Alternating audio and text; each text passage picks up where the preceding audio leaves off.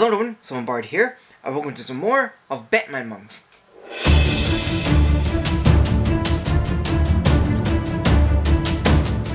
Well, it's time to continue this month by going over to the follow-up from Tim Burton, which not only has more going for it, but is also my favorite film in the franchise.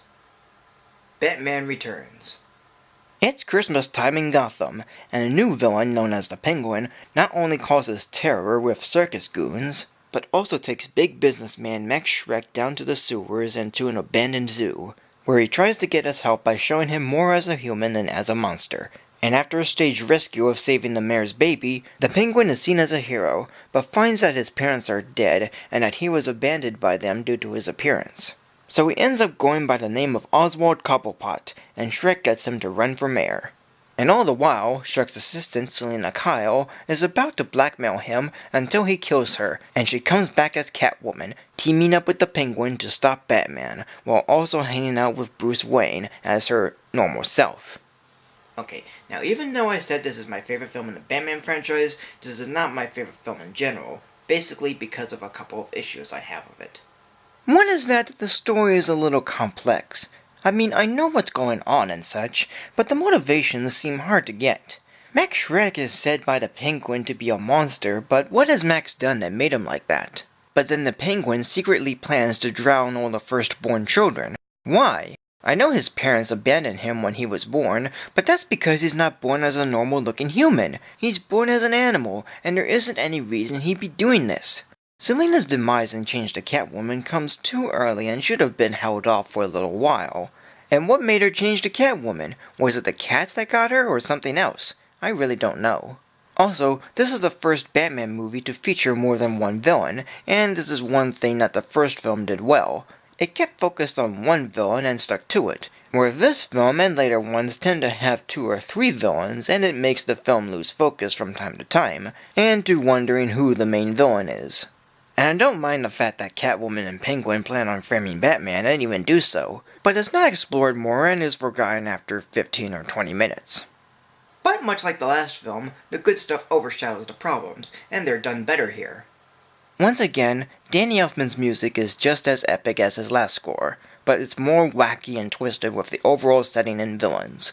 Not to mention that it does have the Nightmare Before Christmas vibe in many areas, with Elfman working on that film at the same time as this one, and having to come out 1 year apart. The production design looks amazing, with this being Burton's 3rd collaboration with Bo Welch, and being more Burton-like than the last film, which is only the balloons. The makeup looks fascinating, with the Penguin looking like the character and not the actor, and it being made by Stan Winston. And speaking of Stan Winston, the Penguin animatronics are really good, looking very much like the real penguins. The action scenes are a lot like the first film, except a little more better and with more stunts. And all the other effects look very well done. And there are 3 actors in this film that had starred in Burton's first film, Pee-wee's Big Adventure. Paul Reubens, aka Pee Wee Herman, plays the Penguin's father, and Diane Salinger, who played Simone the waitress, plays the Penguin's mother, and Jan Hooks, who played Tina, the tour guide at the Alamo, plays a character named Jen. And yes, this can also be a Christmas movie, though I rarely watch it during that time. Now, I've already mentioned a few of the actors from the last film, but the new actors for their characters are indeed enjoyable. Danny DeVito plays Oswald Cobblepot / the Penguin. Michelle Pfeiffer plays Selina Kyle / Catwoman. Christopher Walken plays Max Shreck. Michael Murray plays the mayor. Andrew Bryanowski plays Charles Chip Shreck. Christy Conaway plays Ice Princess. Vincent Schiavone plays Oregon Grinder. And Anna Katerina plays Poodle Lady. As a whole, this is my favorite Batman film. The characters are good, the story is pretty fine, and the effects are impressive.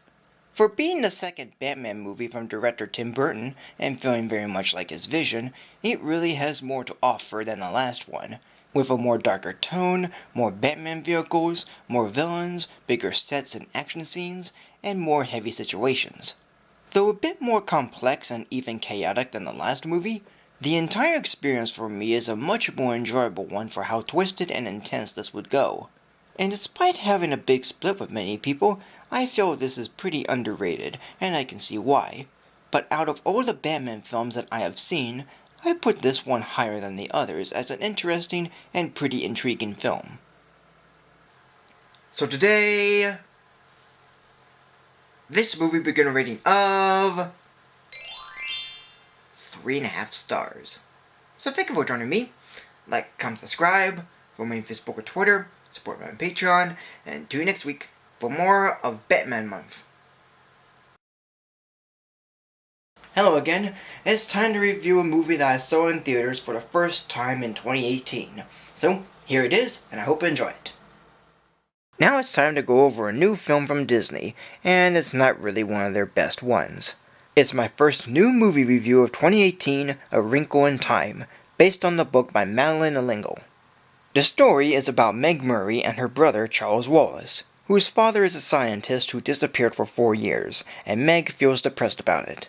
But 3 travelers known as Mrs. Whatsit, Mrs. Who, and Mrs. Witch come to tell Meg and her brother that her father's discovery of time travel exists in what's known as a Tesseract, and that an evil force called Camazotz, or Liet, has taken their father and is consuming the universe. And along with Meg's friend Calvin, the 3 kids join the missus to find and rescue their father, going through the Tesseract and going from planet to planet with the help of other creatures and such. Director Ava DuVernay has directed a film that's pretty boring, sometimes cliched, and not really engaging. As someone who never read the book, I didn't care about what's happening, and I really didn't get the point of it all. It's cliches such as the psychic child being the target of an evil force, a character being tested by hope and faith after losing them, and its fantasy elements mixed with the logic of science makes it all very underwhelming and not fun. There's also songs mixed into the film that are pretty distracting. The effects and look of the film don't strike a chord with me as much as I want them to. The story is cliched and boring, and the characters are cliched and uninteresting. And even though the 2003 TV movie is mostly forgettable, this one I'm hoping to forget very soon. So today I'm giving this movie a rating of 2 stars. And that is it. So thank you for joining me. Like, comment, subscribe, follow me on Facebook or Twitter, support me on Patreon, and tune in next week for a new video. Until then, take care.